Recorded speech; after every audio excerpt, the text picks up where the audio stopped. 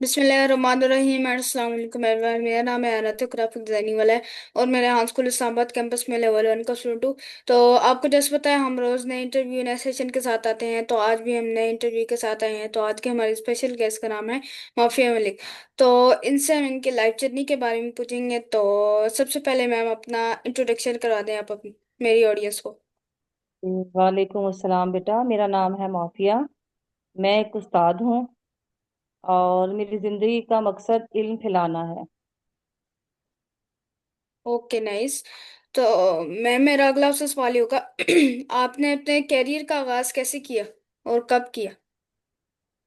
बेटा, मैंने अपने कैरियर का आगाज अपनी एजुकेशन एफए मैंने कंप्लीट किया।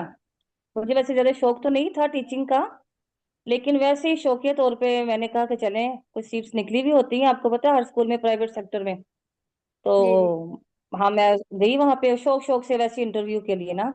मैंने कहा मुझे कौन सा किसी ने रखना है ना।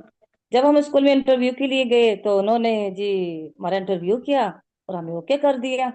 तो मुझे कोई इतना शौक नहीं था टीचिंग का, लेकिन जब मैंने इंटरव्यू दिया, उन्होंने मुझे ओके किया, फिर मुझे कुछ समझ आया कि हो सकता है मुझ में कैसी स्किल हो कि मैं बच्चों को अच्छे तरीके से मोटिवेट कर सकूं। फिर वहां से मैंने मतलब अपने आप को प्रिपेयर किया कि मुझे इस फील्ड में फिर आना चाहिए ना।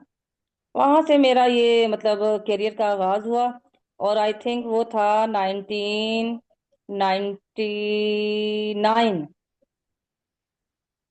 Okay, nice.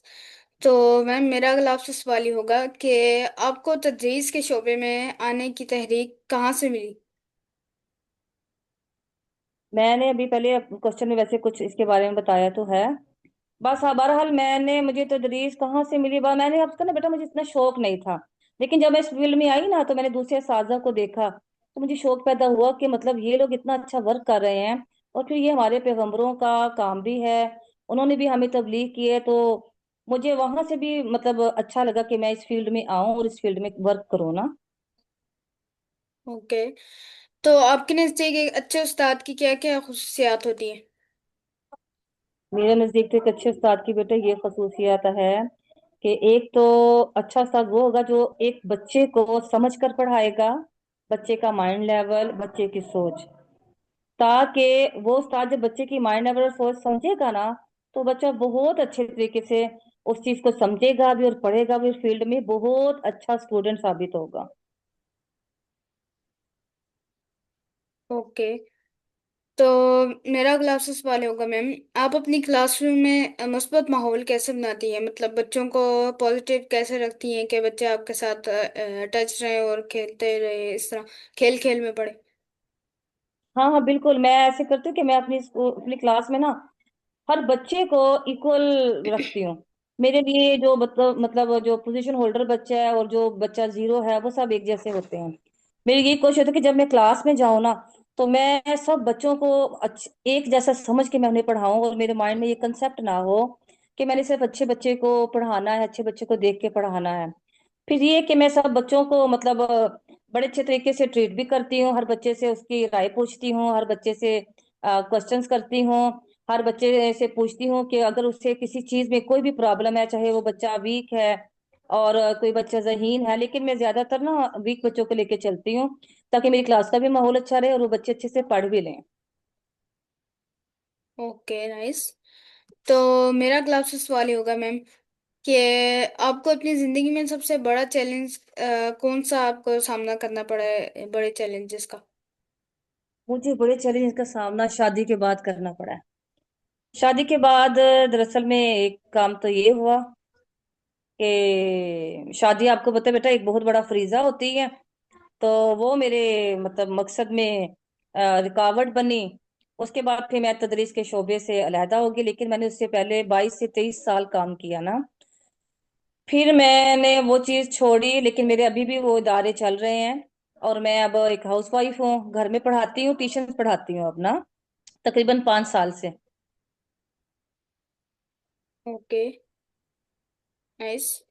तो मैम मेरा अगला आपसे सवाल ये होगा कि आप उन खवातीन को क्या मशवरा देंगी जो अभी अपने ख्वाबों की शुरुआत कर रही हैं?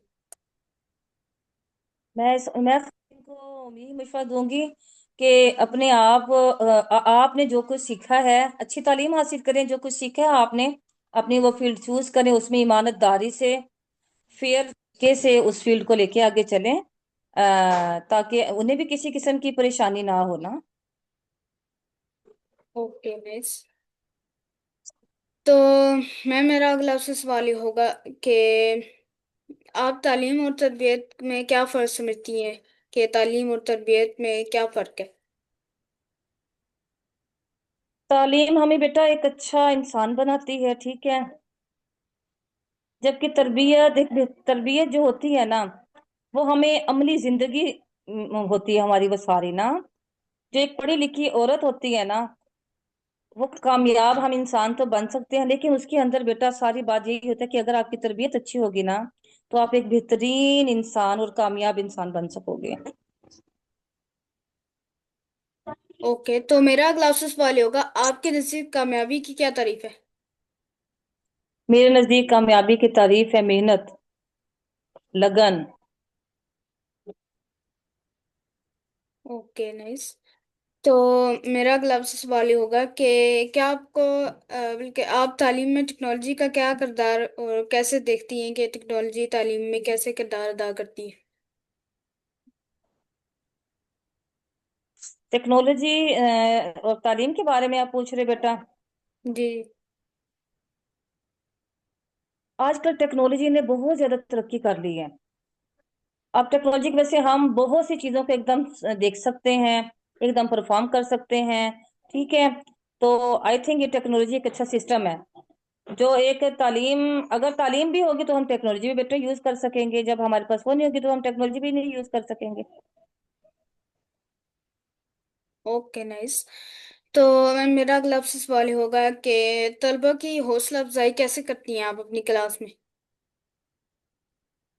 मैं बच्चों की हौसला अफजाई, मैं अगर बच्चे ने एक मुझे छोटी सी लफ्ज अपने तौर पे लिख के दिखाया बिल्कुल फेयरली, तो मैं उसे बहुत ज्यादा मतलब अच्छे तरीके से उसे प्रेजेंट भी करती हूँ बच्चे को, और मोटिवेशन भी करती हूँ बच्चे की अच्छे से। मैं उनकी छोटी छोटी चीजों को लेके साथ चलती हूँ ताकि बच्चों की हौसला अफजाई हो, वो तालीम के मैदान में वो आगे से आगे आ सके ना। Okay nice. तो मेरा अगला आपसे सवाल ये होगा कि आप जो है अपने आप को कैसे मसरूफ रखती हैं अपने दिन में? मैं मसरूफ ये रखती हूँ कि जाहिर है फैमिली को भी टाइम देना होता है, और ये उस्ताद वाले शोबे से भी एक है, तो मैं यही करती हूँ कि दोनों को मैं मैनेज करती हूँ। और उन दोनों को मैं मतलब जब मेरा ये पढ़ाने का टाइम होता है तो मैं फुल उस पर कंसंट्रेट करती हूँ। मैं बच्चों के पास बैठ के उन्हें फुली टाइम देती हूँ, पढ़ाती हूँ। मेरी कोशिश होती है कि टाइमिंग में मैं अपनी जगह से हिलूं ना। घर का ये होता है कि जब मैं थोड़ा सा इधर फ्री होती हूँ तो फिर अपने घर को मुकम्मल तवज्जो देती हूँ, ताकि मेरे घर से भी में भी किसी किस्म की शिकायत ना हो। अगर वो शिकायत नहीं होगी तो तभी मैं इस फील्ड में बहुत अच्छे तरीके से चलूंगी ना। इसलिए मैं दोनों चीजों पे तवज्जो देती हूँ, मैं दोनों चीजों को नहीं छोड़ती हूँ। Okay nice.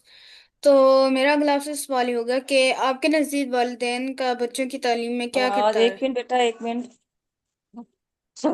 हेलो, दोबारा पूछिए बेटे। जी, मेरा अगला ये सवाल है कि आपके नज़दीक वालिदैन का बच्चों की तालीम में क्या किरदार है?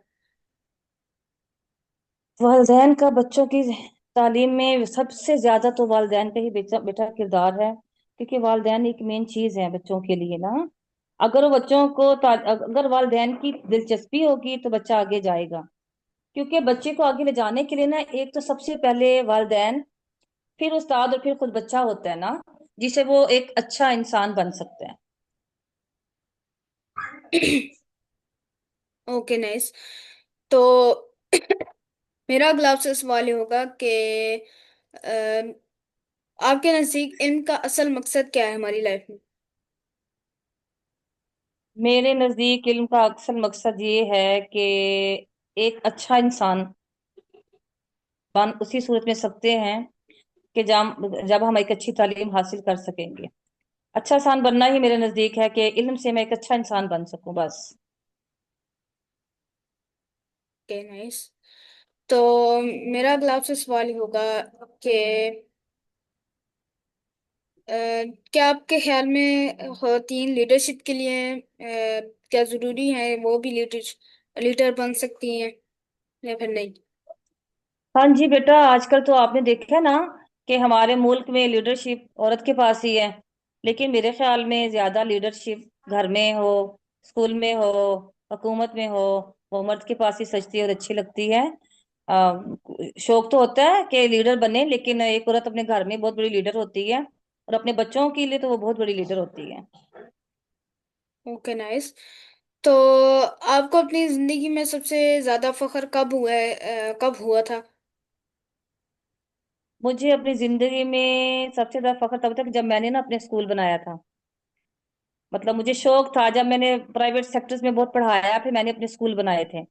उस टाइम मुझे बहुत फख्र महसूस हुआ कि मैं एक अपनी बेस पे, अपने पाँव पे एक इदारा बनाने में कामयाब हुई, और फिर मैंने वो इदारा बहुत अच्छे से चलाया भी। Okay, nice. तो ये आपने इदारा जब बनाया था, तो ये क्या कहते हैं, आपको कौन कौन सी मुश्किल आई थी इस इदारे को बनाने के लिए, और कौन सा आपने इदारा बनाया था? मैंने जब ये इदारा बनाया, एक तो मेरे कंपटीटर बहुत ज्यादा थे। दूसरा, मैंने जिन स्कूल में काम किया था उसी के पास ही मैंने अपना ये इदारा बनाया था। मैंने वहां पे बड़े बहुत दयानतदारी, बड़े अच्छे तरीके से वर्क किया। लेकिन आपको पता है ना, लोगों का एक माइंड होता है, एक जहन होता है कि प्राइवेट सेक्टर के कि कहीं ये बंदा मुझसे आगे ना चला जाए। फिर मैंने सोचा कि जब मैं इनके लिए एक वर्क कर रही हूँ तो मैं क्यों ना अपना एक इदारा बनाऊं। फिर वहां पे मुझे कुछ आई, फाइनेंशियल प्रॉब्लम्स आई और स्टूडेंट्स का प्रॉब्लम हुआ, लेकिन मैंने हिम्मत नहीं छोड़ी। इस मामले में मेरे जो फादर थे उन्होंने मेरा बड़ा साथ दिया। मेरे बाबा ने मुझे थोड़ी पेमेंट दी। उस टाइम मुझे मेरे बाबा ने पेमेंट दी होगी कोई 25,000। मैंने उस टाइमिंग में अपना स्कूल बनाया था, और वो बहुत बड़ी रकम थी उस टाइमिंग में। तो फिर अब वो बहुत सी मुश्किलात आती है, बहुत मुश्किल, लेकिन मैं अपने मकसद से पीछे नहीं हटी। जहाँ पे मैंने अपना स्कूल बनाया था उसके आसपास बहुत से ऐसे फाउंडेशन वाले इदारे चल रहे थे जो फ्री बच्चों को पढ़ाते थे। लेकिन हमारे लेकिन मेरी ये कोशिश होती थी कि मैंने अपना इदारा बनाया भी इसीलिए था ना, कि बेशक ये फ्री इदारे पढ़ा तो रही हैं, लेकिन मैं अपने स्कूल में ऐसे बच्चों को तालीम दूंगी जो बहुत अच्छे तरीके से समझें, काम करें, और आगे बढ़ने की उनमें सलाहियत ज्यादा से ज्यादा हो। बस मैंने इस सोच पे अपना इदारा बनाया, तो वो अल्हम्दुलिल्लाह मेरा इदारा बहुत चला बेटा, और अभी तक अल्हम्दुलिल्लाह वो है। Okay, nice. तो मेरा अगला आपसे सवाल ये होगा कि आपकी लाइफ जर्नी में कोई ऐसा मोड़ आया हो जिस वक्त आपने बहुत ज्यादा मतलब कि उदास हो गई हो कि इससे आगे मैं नहीं बढ़ सकती, तो ऐसा कोई आपके जिंदगी में कोई मोड़ आया? मेरी जिंदगी में मोड़ बस उस टाइम आया था जब मेरे बाबा की डेथ हुई थी ना। फिर ऐसे लगता था कि जैसे दुनिया ही खत्म हो गई है ना, कि हम आगे चलने के काबिल ही नहीं है। फिर मेरी कुछ दोस्त थी, मेरे बहन भाइयों ने फिर मुझे बड़ा बकअप किया कि ये तो जिंदगी का एक हिस्सा है, किसी ने पहले जाना है, किसी ने बाद में जाना है। पर हर वो दौर मेरी जिंदगी का बेहतरीन दौर था। मैं कैसे ऐसे मैं महसूस करती थी, क्योंकि मेरे बाबा मेरे साथ बहुत चलते थे। मैं ऐसे महसूस करती थी कि अब मैं कुछ भी नहीं हूं उनके बगैर ना। और अब भी ओके, फील नाइस। करती हूँ। ओके। तो मेरा अगला आपसे सवाल ये होगा कि आप बच्चों में एतमाद कैसे पैदा करती हैं? मैं बच्चों में इत्मीद, बच्चों के साथ बैठ के उनसे गपशप लगा के, मतलब अगर पढ़ाना हो उन्हें अपने पास बिठा के, उनका डर थोड़ा खत्म करके, ताकि वो मेरे से घबराए ना कि मैं एक टीचर हूँ। मैं उन्हें एक फ्रेंड बन के पढ़ाती हूँ ना, ताकि वो उनका इत्मीद मुझ पे बना रहे, और वो मुझे अपने अच्छे तरीके से, मतलब अपनी हर फीलिंग्स बताएं, अपना पढ़ने का सिस्टम बताएं, मतलब अपने बारे में वो मुझे बताएं ना। मैं ऐसे बच्चों को पढ़ाती हूँ। ओके। तो मेरा अगला आपसे सवाल ये होगा कि आपकी कोई बचपन में बहुत बड़ी शरारत हो, वो बता दें। बच्चों में बहुत सी बेटा शरारतें हैं, बहुत बहुत सी ऐसी शरारतें हैं जो कुछ बताने वाली भी नहीं है। चलें, एक दो बता देती हूँ आपको। बचपन में कॉलेज लाइफ में तो बहुत सी शरारतें करते थे। तो स्ट्राइक कर दी, मतलब हमारा ग्रुप होता था कुछ 12, हम ना गर्ल्स होती थी, दोस्तें होती थी। तो हमने कभी किसी को छोड़ा नहीं था। और शरारत में ये था कि एक बार हम लोग, हमें छुट्टी होगी यूनिवर्सिटी से, कॉलेज से जल्दी, हम लोग सब पैदल आ रहे थे, तो पीछे बहुत ज्यादा गायें वगैरह थी, हमारे आगे भी थी। तो हमें समझ नहीं आ रही थी कि हम कैसे जाएं, हमारी गाड़ी भी खराब थी। तो मैंने ऐसी आवाज निकाली गायें की, तो यकीन जानो बेटा, गायें तो गायें भागी, पीछे गर्ल्स भी इतनी पीछे भागती रही कि पीछे हमारे ना ये गायें वगैरह लग गई हैं। बस फिर वो सब जान बचा के भागे। लेकिन जब मैं आगे की फिर मैंने कहा ये तो मैंने काम दिखाया था। मुझे बार वो चीजें जब मैं याद करती हूँ तो मुझे बहुत हंसी आती है। कुछ ऐसी चीजें मैं कहती हूँ, कुछ ऐसी हमारी बातें जो मैं नहीं बता सकती यहाँ पे। बहरहाल एंजॉय करती हूँ अपनी इस लाइफ को। बहुत अच्छी लाइफ थी हमारी कॉलेज की, हमारी बहुत अच्छी फ्रेंडशिप रही, अभी भी है अल्हम्दुलिल्लाह। Okay nice.